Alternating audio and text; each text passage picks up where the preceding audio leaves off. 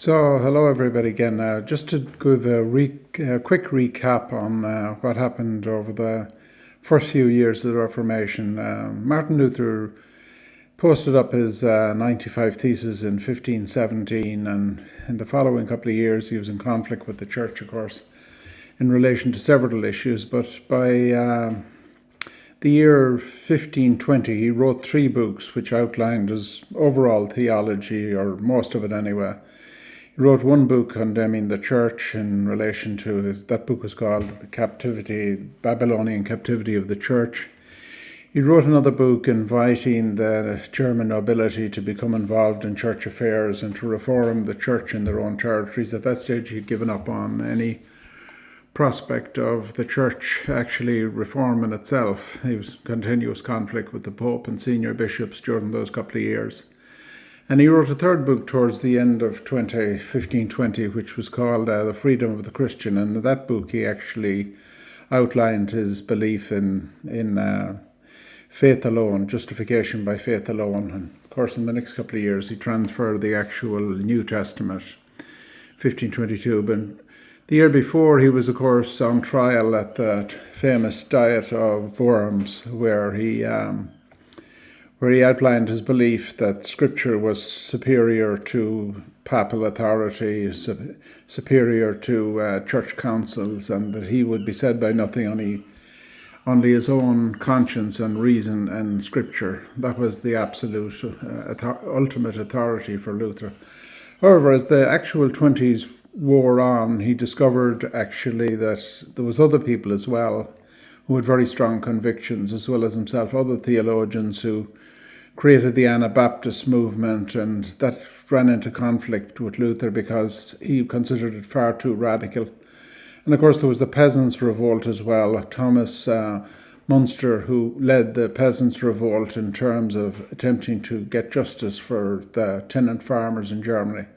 That led to a massive conflict where 70,000 people lost their lives, and Luther stood on behalf of the nobility, because he believed that the nobility were necessary in order to push through his church reform. So that's actually what happened in the early 20s and the mid-20s. And then towards the end of the actual 20s, Luther recognized that he was in conflict with another major theologian from Switzerland called Ulrich Zwingli. And they actually basically disagreed on a number of issues, but the main issue they disagreed on was in relation to the actual Eucharist. And they discovered that at Marburg Castle in 1529. This was only about 12 years after the Reformation began, and it had run into a major sort of conflict with itself.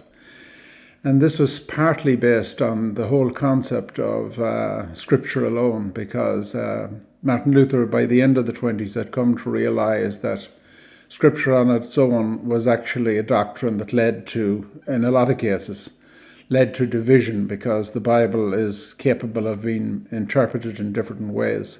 So that's at the end of the 20s. So Luther was very convinced that his particular interpretation of Scripture was right, and he promoted Scripture alone strongly in the early 20s. But by the late 20s he discovered that there was other theologians on a par with himself, actually, especially Zwingli from Switzerland, who had a very different interpretation of the actual gospel and a different belief system as well. Zwingli actually believed that he was so convinced that his interpretation of the gospel was correct that he wanted to actually use the state, use military, use the state to actually enforce the gospel.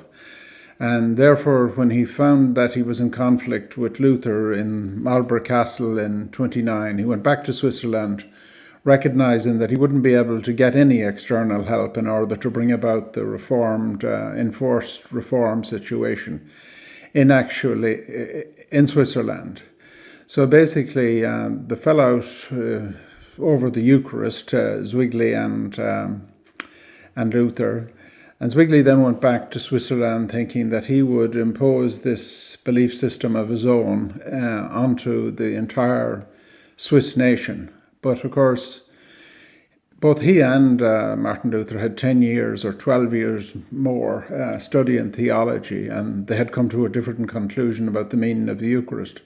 So the whole idea of trying to impose his concept of the Eucharist onto the entire Swiss nation was sort of somewhat unrealistic, to put it mildly. It was actually bordering on ridiculous, actually, because Switzerland is at that time, and still is actually to a certain extent, it's a very complex country. There's a lot of different provinces. They're called cantons. Some of them are rich, some of them are quite poor, actually, and some of them are based on urban and more rural, and especially the rural cantons tended to be Catholic, tended to be traditional, tended to be conservative. And the idea of imposing the Reformed religion on these provinces or these cantons overnight or even over a few years was never very realistic. But nonetheless, that's what Zwingli was determined to do. But he went back to Switzerland, and he mentioned of imposing his own particular theology on the entire nation. And it was very important that Switzerland, for security reasons, would actually be either totally Catholic or else totally Reformed. But it was not really a united country. It was more a confederation of different provinces that had various different types of trade agreements, and more important, military agreements, military alliances. They're there as a small country in the middle of Europe with very powerful neighbours, and therefore they depended on military alliances and understandings that would support each other in the event of one or the other being attacked. These agreements went back for decades. In some cases, they actually went back for centuries, and some of the provinces or the cantons within Switzerland itself weren't even fully independent in themselves. They were jointly controlled by other provinces. So it was a very complex situation, and Zwingli actually did realize that it needed to be all, in order to have unity and to have support for each other within the actual Swiss Confederation, there needed to be all at least have some form of identity, and it had been the same Christian Catholic identity for centuries, and now this Reformation movement was a threat to that overall identity. So basically what Zwingli attempted to do, he was a very powerful individual in Zurich, the city of Zurich, which was by far the strongest province in the actual entire country. And he proposed and attempted to bring about a food blockade in order to force the other cantons to actually reform in line with his particular theology.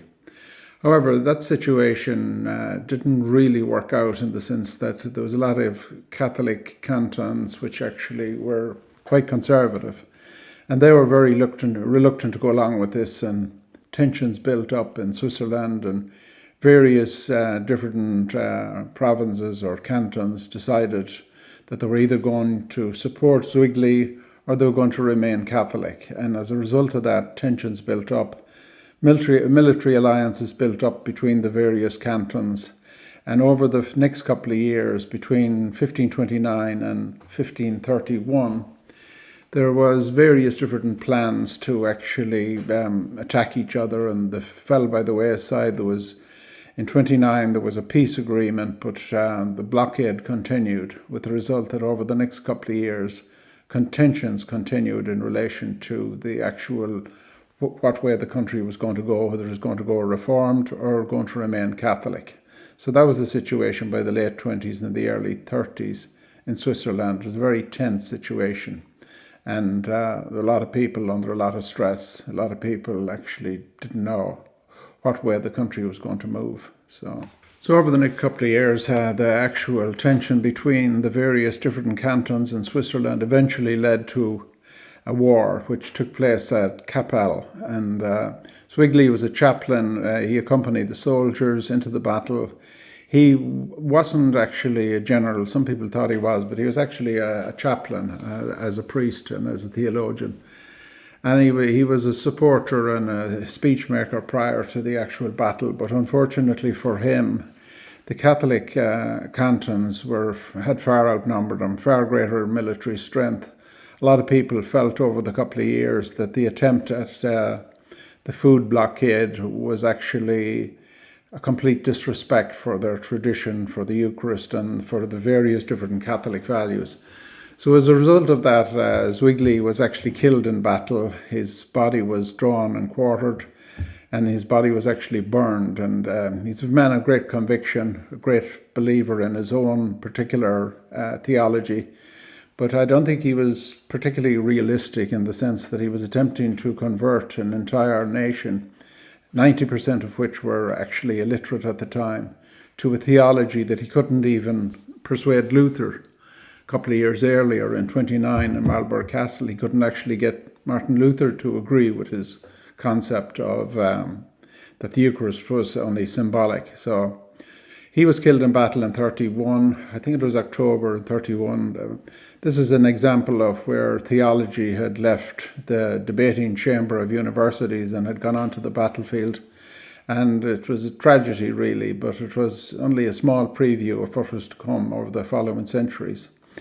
Of course, although Zwingli died, his theology didn't die. That was taken up by Calvin, and that's something that I'll deal with in a future video, hopefully.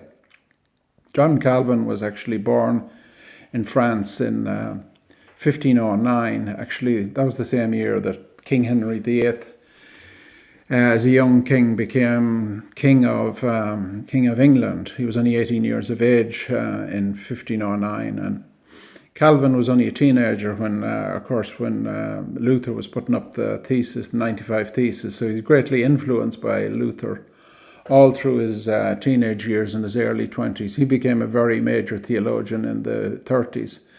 But next week I hope to have a look at actually King Henry VIII, because he's a very interesting character in terms of the way people gradually change from being Catholic to the Reformed faith.